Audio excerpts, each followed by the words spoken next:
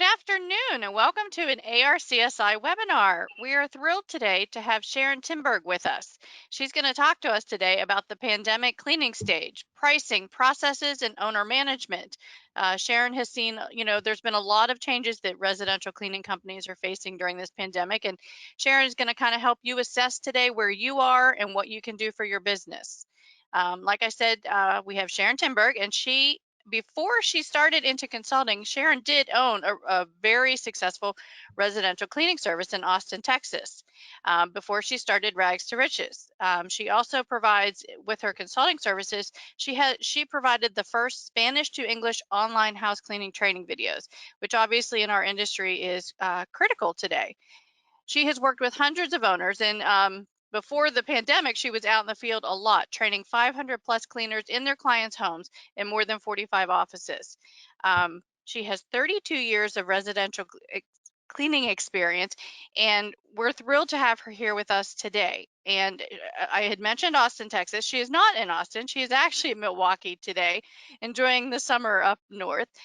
So I'm going to turn it over to Sharon, but briefly, I want to remind everyone, if you have any questions, to please post them in your question box on your go-to dashboard. At the end of the presentation, Sharon will take all of your questions. So again, welcome to Sharon Tinberg. Thank you, Erin. Welcome, everyone. This topic was chosen today because I am chatting with so many residential cleaning services who are seeing this pandemic as an opportunity to start all over again.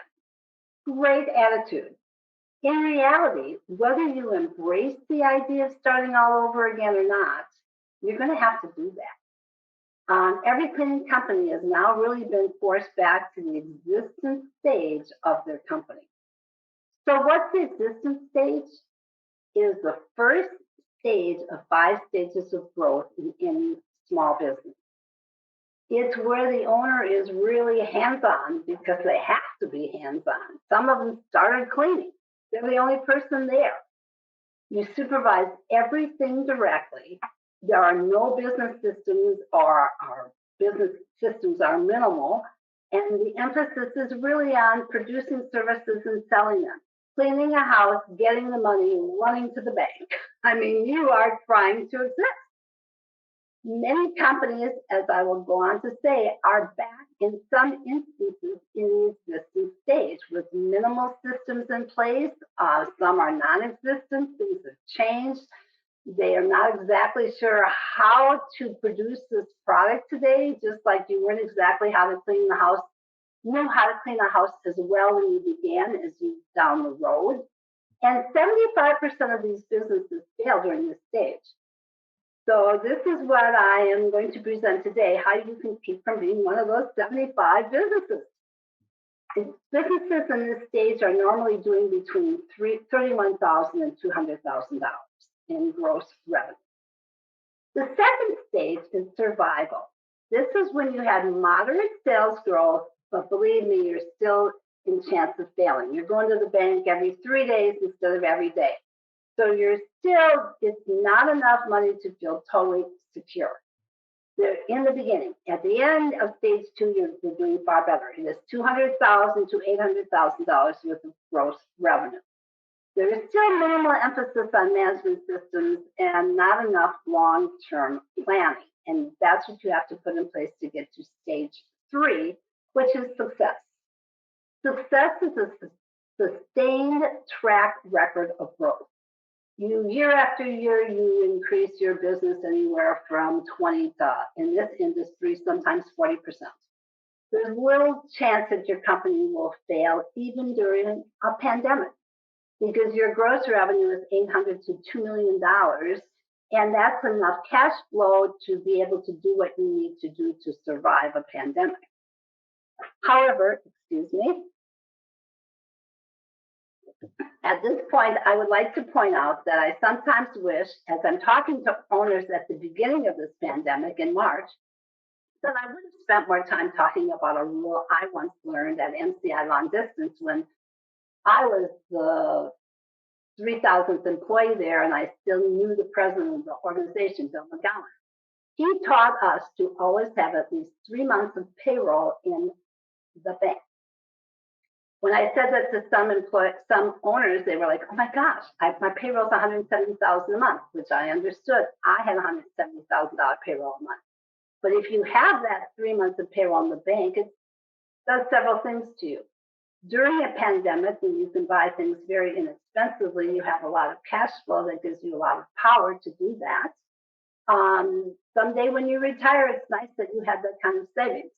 So just food for thought. No one's really ever talked about it, but it is something you would want to give some thought to.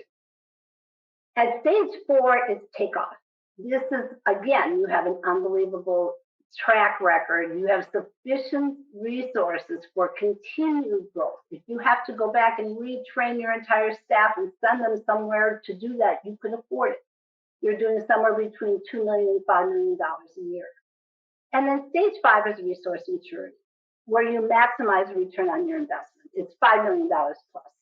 So if you're doing your 3 months of payroll and savings, you've got enough cash flow, you can go to real estate, make investments, open other offices in other cities. This is when you take the money you've earned and in some way reinvest it. So the one thing to remember, just because your company is at a rate of, and probably not that high since this all started in March, but is on a running rate of a stage 3 company, it does not mean that you're really in stage 3. You need to go back and analyze every single time you have something like this happen. You should go back and analyze every key factor of your company. Because I will submit to you that there are many companies that on February 1st were in stage 3. Like I said, they have sustained track records, little chance of failing.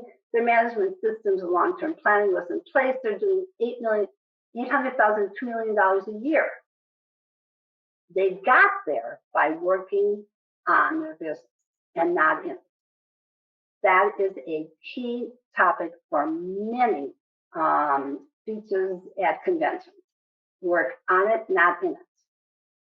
They got out of the trenches. In the existing stage, if you remember, you are back into the trenches, so to speak. I am not suggesting that you that you go out and clean homes like you did back then, but I am suggesting that many things have changed in your company, and in some respects, you're starting all over again. So I am suggesting that you document all of your new cleaning procedures like you were in the existing stage. And to do that, you need to understand how your cleaners are cleaning. And if you don't, and that might require doing what I do when I train. You have to get out there in the trenches and watch them clean before you really know what's going on. I will submit to you that if you don't go through this process of analyzing every key factor in your company right now, as it stands today, your income will match that of stage 1. So what are the 7 key factors your company needs to analyze to get you back to stage 3 as fast as possible? Leadership, information, strategic planning, human resource development and management, process management, business results, customer focus, and satisfaction. So I'm going to go through each one of these without a lot of depth, but pick up on the things that you would want to analyze in today's pandemic. And the first one is leadership. Again, your role, your personal leadership role is going to change a lot during this crisis. You've gone from maybe 40 employees down to 10. You need to go back to nurturing that 10. You need to stay very engaged. A good example of this is Gosha Barron in Elmhurst, Illinois. She has Welcome Home Cleaners, or Helping Hands Cleaners. I'm sorry, Gosha. But she was recently on a webinar where she talked about how she stayed engaged. At the end of her first week, when they had lost 50% of their clients in the week, on Friday night, because they'd been together all week anyway, she had a celebration party. They brought in some wine, which always works with your employees, and some food, and they celebrated the first week of still having their doors open. Gosha does that to this day. Every week on Friday night, they celebrate that week. She's engaged. One night at 10 o'clock at night, they only had one glass of wine. They had to go out, cleaners had to go out, or her staff actually had to go out and clean houses. She does this, by the way, only with her management staff. Goshen went with them. It was humbling. She said it's hard work at that time at night, but she engaged with her staff. You have to now go back to getting engaged and really let your cleaners know that they are secure. You have to redefine your expectations. Your values should never change. They're absolutely the same during a pandemic or not during a pandemic. But your expectations have probably changed. What used to be a good cleaner at one time might not be the same thing today. And what you expect your cleaners to do certainly isn't the same as it was pre-pandemic. You need to get involved in creating and sustaining customer focus. Think back to when you were in an existence stage when you first started out. You knew every client, they knew your face, you knew theirs. Excuse me. If you want to continue this to go, if you want your clients to come back to you, I would recommend you try and redevelop that same relationship, but online. Bonbon is a great video emailing source. Email some of your clients. Let them see you. Tell them what you're doing. I will explain to you what company one owner did a little bit down the road to keep their clients happy with them. You need to analyze your staffing data. Information and analysis is the second step of the key factors that you need to have in place. You need to take a look at your performance appraisals. Are you doing them, or have you put them on hold? And if you put them on hold, how do your employees feel about that? And if you are doing them, are your expectations the same as they used to be? A better example is attendance. Do you have an attendance policy written in the manual? If you have an employee manual with an attendance policy in it, and it says they have to have a doctor's note in order to be excused, I ask you, where are they going to get a doctor's note today? You need to update that manual because the pandemic is not our only challenge today. You want to make sure that you are treating every single employee exactly the same, so your documentation needs to support what you are doing even during a pandemic, or it will come back to bite you and you'll say, just like everybody says everything else, I never saw this coming. You should. You're back to stage one existence. You need to take a look at your integrated financial data and analyze that. How about your scheduling? I mean, are you running two different teams of two people an hour because they used to have 4 houses there and now they only have one, and the owners want to see their own team because it's the coronavirus? You're going to have to make some difficult decisions here. Always keep in mind, if it doesn't make money, it doesn't make sense.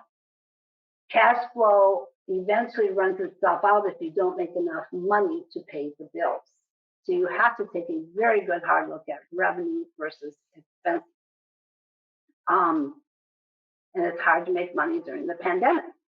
I was talking to Paul Freed from Hoboken on the phone the other day, and he said, he's got actually 22 people out there cleaning, so he's rocking right along, but he said it's very difficult, and I know I'm preaching to the choir right now, to make any money at this. Well, of course it is, because, as I said, I'm preaching to the choir, but he told me about, they used to go into 1,200 square feet, nobody was home, the oven in New York had toilet paper in it because nobody cooked, it was a source of some place to store stuff.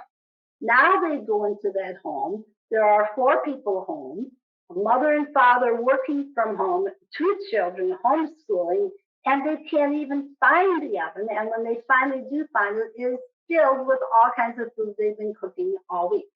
They're there twice as long. How do you make any money? You have to know that you're not making money, and then you have to make the hard decisions to fix that. Paul went by the hour. If they didn't like it, we'll talk about that later. The other thing I feel you need to analyze is your marketing sources. So what's the source of your inbound calls? What's making your phone ring, and where are you spending, and are you getting a return on that? If you don't ask every inbound call how they heard about you, You are not going to know that. Are your sales repeat or one time? Make sure that you are continuing to invest money in repeat sales and not in one-time sales. Marketing is a tough thing right now because at one point, make sure you're spending money where you need to be spending. I need to say that. So I pivoted like everybody else at the end of March and started making face masks. I didn't spend much money on advertising them, and I'm thankful I didn't, because I was going to sell what I was going to sell regardless of the advertising. And that window has passed. I mean, face masks, my gosh, I paid $6 a piece for mine, and you can now buy them for $1 a piece. So it was something that lasted for a couple of months, and you pivot to something else. A lot of residential companies, excuse me, are finding this out right now. They pivoted to commercial, spent a lot of money on Google AdWords. They got a lot of business. The margins were huge. The phone never stopped ringing, but that window has passed. They were also the only company out there doing it in the beginning of April, just like I was one of the few face mask producers. Now, as I said, face masks are $1 a piece, and commercial spraying has dropped down to margins this wide, and so many people are doing it, the phones have stopped ringing. My question would be, when you find the next pivot, did you really have to spend the money in all the Google AdWords, or would your phones have rung anyway? Make sure you're tracking it, and you're going to end up making money in the end. And you also want to take a look at your website. Are you giving your clients what they want? When I talked to all these offices and said, okay, what are the clients looking for? They were looking for people who wear face masks, cleaners who wear face masks, who wore gloves, and who wore booties. But yeah, when I go to websites for residential cleaning, I don't see pictures of cleaners, a group of cleaners in face masks, gloves, and booties. If you're going to have pictures taken right now, I suggest you take them both ways, one with and one without. And right now, your cleaners look exactly the way those cleaners are going to look when they get to the door. I believe you will get more phone calls. Supply status. You need to track, excuse me, your supplies, not only the cost, but also what are you sitting on? Lots of companies have overbought because in the beginning of April, they were scared to death that they would run out. And then maybe at the end of April, they saw this fabulous deal on this. So, oh my gosh, I got to get this now because I'm going to need these down the road. Do not overpurchase. And if you did, and if you still can return. Remember, there's a 90-day limit. I overpurchased for face masks. Some of it I got back, some of it I didn't. But take a look at all your resources and what you're sitting on before you buy more than you can use. Strategic planning, long-term visions for management staff. What happens when you return to normal? When you go back, will you go back to an absenteeism policy? If you're going to do this, then you need to put this in your manual. You need to make sure that your manual states pandemic era, these are the policies after, and that people that you are hiring who you hope will be long-term realize that you are being as flexible as you are during the pandemic because it's a pandemic. But eventually, this is the way your company operates. You need to understand your customers' needs and requirements, as I said before, and understand where do you think they're going to be 2 years from now. It's going to be tough. It is a moving target, and that's a tough one. Human resource development is the next key factor you need to look at. You need to look at things like recruiting. It's always been difficult. Is there some way, and now you don't want a tribe of employees coming through your office because, again, you want to contact with as few people as possible. Recruiting over the internet is the way to go, but are you looking at everything you can do to make you look different and be personal even though you're online? I would recommend that you pick out the resumes that you like on Indeed and you do a personal video back to them. Use BombBomb, it's great. Do a video email instead of an email saying, hey, I'd like to talk to you more, video them so that they can see you, they can see the energy in you, they can go, gosh, I'd like to be part of that organization. You can't do that through mail. Make sure your interviews are very well organized, that you aren't just blah, blah, blah without a direction, that you allow them to speak enough, and that you ask the same questions, and that you ask thought-provoking questions of them, and that you look very organized during that interview, because during the pandemic, people are afraid to come in clean because they're going to be going into houses, some of which had the virus there. They have to know that they can trust the owner's integrity, that as an owner, you know what you have to do to keep them safe. That starts with an organized interview. That's the first impression they have of you, just like their interview is the first impression you have of them. Make sure you are organized. You, again, try and do it on the internet. That's the space you have, it looks very organized. Employee handbook. I mentioned before, you have to update your employee handbook so that if you do find yourself in a wonderful position of being able to terminate somebody, you're doing it based on documented things in your employee handbook, and everybody understands what you expect them. Human routine one-on-ones with cleaning staff and meetings. I have always been a large advocate of one-on-one. You don't have to stop them, and if you never did them, I very much recommend you start them through Skype.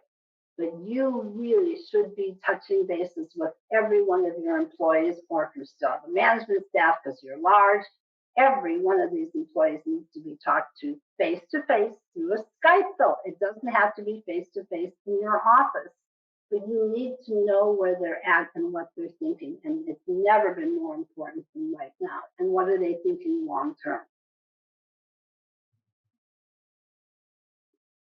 So the last thing that's interesting that is in human resources, but also touches on the next key factor that you need to look at, is systematic thinking method, training. Training is often done by human resources in large companies because training is what starts out an employee right. It's what makes the employee feel comfortable. It's teaching them. It's also what makes the company successful because everybody is operating exactly the same way. Which brings me into the next key factor, which is systematic cleaning methods. Systematic methods throughout your entire organization. I'm going to spend some time talking about this because this is my area of expertise. So I'm going to take some examples.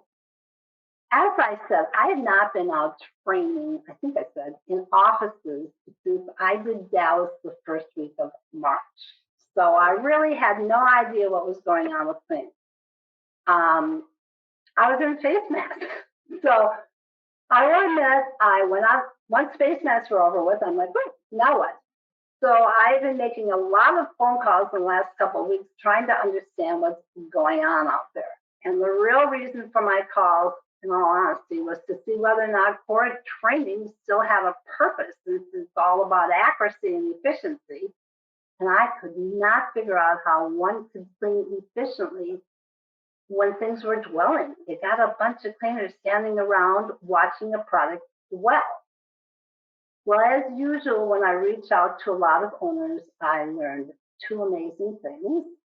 One is that core training and a simulator is more important than ever because it is driven by touch points and it's driven by process, which is very important today. And number two, owners are not going back to the existing stage and getting engaged. In several offices, the owners sent me to the field manager, and the field manager actually had to get a cleaner in on the phone for me to give an answer to a technical cleaning question. They didn't know how their cleaners were cleaning. What is more scary to me is the answer from the cleaner was wrong, which brings me back to process management. I was again trying to figure out what process was used to let products dwell but still make money when cleaners again are watching that product dwell. So when I chatted with a cleaner in one office about the kitchen, she said, well, they spray it all down first, and then they go clean an area, let it dwell, and then they come back. Well, it sounds great, but any area that has any food on it or any particle whatsoever on it will still have a virus on it when they leave the kitchen shining clean, because food neutralizes disinfectant. You cannot do it that way. You have to clean first and then disinfect. Today, you simply can't let your cleaners make things up as you go. And that's what's happening in many offices. There is a different meaning when somebody says it could be the matter of life and death today than there was when we were laughing about making things up as you go. I still remember stage one existence, and I do remember laughing about that. I didn't have an internet. I didn't have a source of anything. People didn't network. It was 30 years ago, 32 years ago. So we did make it up as we went. Today, you don't have to, and you should not. If you have not been to a class on how to do this, you need to attend one. But staying with the subject of systematic cleaning systems and the inability for companies to get from stage 2 to stage 3 in the residential cleaning industry, and that's a difficult time to try and get from 800,000 up to the 1.5 million. I'll submit to you, it's all along been the lack of cleaning process. I know this was true before the pandemic because I made a living going to offices to help them document the processes and then systematically teach them to their cleaners. We used to spend 8 hours, or I would with the owners, figuring out what process they really wanted to use for each detailed cleaning. They never took it to that level. If you did do this, by the way, before February 1st, I have to ask you, have you updated for the pandemic? Like the 45 offices I've visited, have you revisited every step to make sure you've covered it for your new process? If you use a disinfectant that needs to dwell on touch points, have you clearly defined what is and is not a touch point?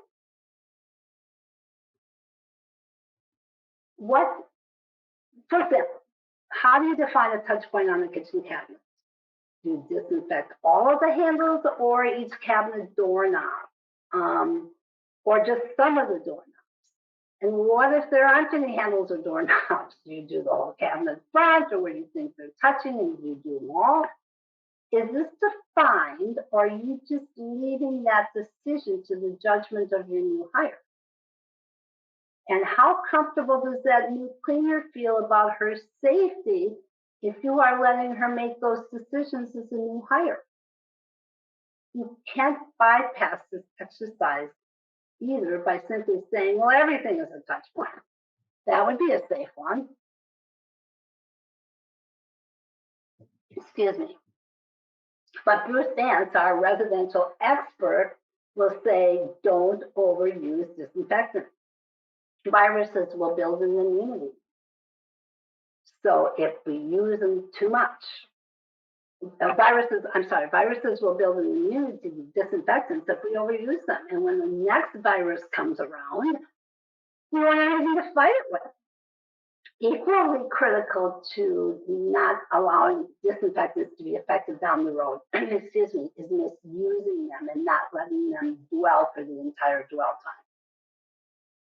So after you've written all of these processes, you need a process to train your cleaners what is and what is not a touch point. It's no good if you don't pass it on to your cleaners. And all of this has to be done with social distancing and not wanting a lot of cleaners and trainers in a client's home to get across to them. So my last comment on documenting and teaching consistent cleaning processes regarding touch points is something that I think will serve you well when you're trying to go from stage 2 to stage 3. I believe that missing touch points, things like door facings and frames and light switches, excuse me, have always needed to be cleaned, not something that just came about during the coronavirus. I, however, also believe that it's the reason why y'all have lost a lot of your clients, like I said before. If you can fix this, you will fix your long-term cleaning problems that truly made you not be able to get to the next stage, because from stage 2 to stage 3 requires a huge repeat client base. And if you can't keep them happy because of door facings, frames, things like that, you lose them. And then there are, of course, a never-ending number of processes that will need to be redocumented besides this during this time period. Like, how do you handle client skips, no-shows? If somebody turns you away at the door, do you really bill them? Is it the same as the pre-pandemic? But it should be thought through and documented. Another key factor that you need to analyze is results. How are you measuring your results? What's your efficiency ratio now that in comparison to the pre-pandemic cleaning? Like Paul, are you spending twice as much time in the home? You know, only 2 of the owners I contacted could actually give me a defined answer to that question. All this is always taking longer, but no idea, is it 2% longer, 10% longer? Are you tracking this? Paul went to billing by the hour when he realized how much he was losing in this. Tamara and Royce Ard connected each of their clients and explained what it meant to let a product dwell. So it would work. If you don't let it dwell, it doesn't work. All of their clients agreed to allow touch point areas not to have to be shined before they left the home. Their clients need not to expect the usual wow look when they walk into their homes. And because they understood, they're fine with that. So Tamara and Royce Art are almost back to their old efficiency rate. And by the way, they're on their way back to the usual cleanings per day. They did that by engaging in key factors of their company then. Digress back to stage 1. Ironically, this engagement also turned into their promoting a supervisor to their first field manager position. As I said before, no one likes to get back in the trenches, including Royce and Tamara, but they did so that they could now get back to managing and doing what they love to do. In terms of results, this is also very important, a key factor to analyzing the quality of your cleanings. As owners, we always have a tendency to justify our cancellations due to poor quality. People are too fussy, they're nutcases, they're basket cases. But the bottom line is you did miss something at their home. Or maybe you missed lots of something, like lots of face plates were dirty. Cleaners don't normally miss just one. Face plates are simply a habit that never became a habit. Please don't let the mass clients who are legitimately placing their service on hold because of virus fears mask the clients who say they are on hold because they finally have a good excuse to leave you. People find it very difficult to tell someone that they want to leave their services and that they're not happy with their services. So some of them hang on, plus it's a lot of work to find another company. Well, now they've already left. So Paul was telling me the other day that it's great to have a pandemic excuse to hire clients who have always been jerks and wanting more than they're willing to pay for. Now, if they're not willing to pay him by the hour, he can use the excuse of, well, we just can't do that right now, and let him go. But remember that the shoe fits both feet. Paul also said he can tell he's getting a lot of inbound calls from shoppers who used to have their homes cleaned regularly by their company. They put them on hold and now they're coming back but shopping. It is, by the way, a great opportunity for y'all to grow. And the last key factor is customer focus and satisfaction. Do your employees really understand their customers' expectations? Like the owner who lost a repeat customer because a cleaner took off their face mask in the home and the homeowner had a camera. She went ballistic. I have to ask you, did the cleaner really understand the value of those face masks to their client? Or were they just told they have to wear face masks? So the owner takes the time upon gave out these face masks to understand the impact of their lives and their clients' lives. So, in conclusion, will all of this analyzing take some time? Of course it will.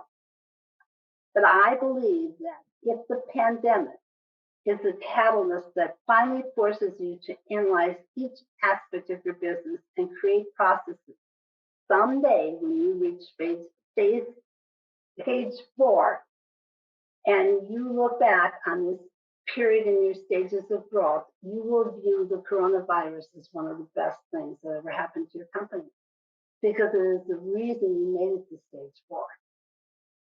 These can be the best of times or the worst of times. I submit to you, the choice is yours. Thank you for your time, and are there any questions?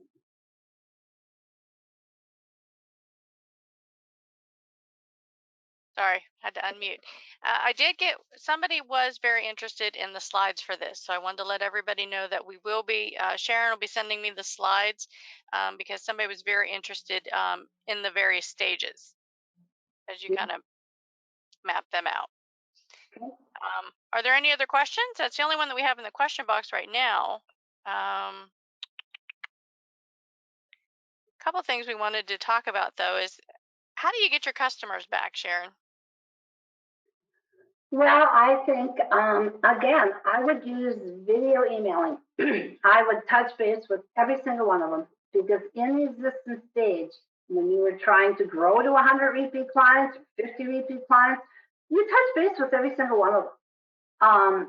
You knew who they were, they knew you, they felt comfortable, and the comfort level right now is so important. I mean, it's totally different than when I had my 754 repeat clients at the end. I used to laugh about how I did not want to know any of them, because then I knew I had made it. If you're little, I mean, if you're big, you can't know them all, like Michael Dell didn't know all of his clients. Today, that would not be true. Even with 754 repeat clients, I'd probably do your video email to every single one of them, just saying, hey, thank you so much. You can feel safe. This is why. And Tamara and Art proved that in the fact that they called everyone to talk to them about the dwell cleaning. I think the backside of taking the time to do that was a lot came back. So engagement. And then not only do you need to bring your customers back, though, you need to get your cleaners back. Because, and I've heard from companies that have called because some of their cleaners are just weary right now, given the current pandemic. How do you get your cleaners back? Well, if I knew the magic answer to that, I wouldn't be doing this. I'd have $1 million and I'd think about all of you. And I'm not in the trenches with them, so it's a hard one. Again, I'm going to say you've got to touch bases with them on a regular basis. I mean, a lot of it's going to be, how did you treat them when they were gone? It'll help when the unemployment goes away. I mean, that's the hard, cold facts of the whole thing. People don't want to come back when they're making a lot of money. But that's a good question. You have to think out of the box. If they want to come back part-time rather than full-time, you've got to do that. If they need to be picked up, I guess, you might want to figure out a way to send an Uber or a lift to them. I mean, it's what you got to find out what they want in order to come back. And unless you really have a one-on-one with them, you will not know that. Eventually, like I said, hopefully they'll be forced to come back. I think rather than, however, begging them, I would go out and look for new employees because whenever, I mean, it's no different during the pandemic than it was pre-pandemic. Whenever we beg somebody to come back to work, we've always regretted it. So I would say get out there and find a whole new source of employees, and they're out there. I mean, the service industry, the restaurants are closed. Get out there, do your Indeeds and your other ads, and then use the video emails to touch bases with them. Be very creative when you bring them on board. Make sure you're very organized because once you get them there, you need to keep them there. But entice them. Okay, I think really good information, and I think everybody will be happy to get the slides when we send those out to them. I want to thank Sharon Tinberg again for participating today in today's webinar. I do want to remind everybody that we have a webinar set up for every Tuesday in August, so we're really excited. We have Kurt Kempton next week, Dawn Finn on August 18th, and then on August 25th, we're going to do our first residential marketplace, and we're going to do a technology showcase. We're going to feature 4 different products that are available to ISSA members, what their software does. You can ask any questions. It's kind of like an infomercial, but without the sales pitch. You can kind of get some information about the various software that's out there and find out what works for you. We also will be sending some information out about the show. There's been some concern about having this show in a live format, so we'll be finalizing our decision and sending information out next week to attendees and to speakers and to everybody to kind of let you know what's going to happen moving forward with the show. But for now, that is it for our ARCSI webinar today. Thank you so much, Sharon, and we'll see you next week. Thank you. Bye.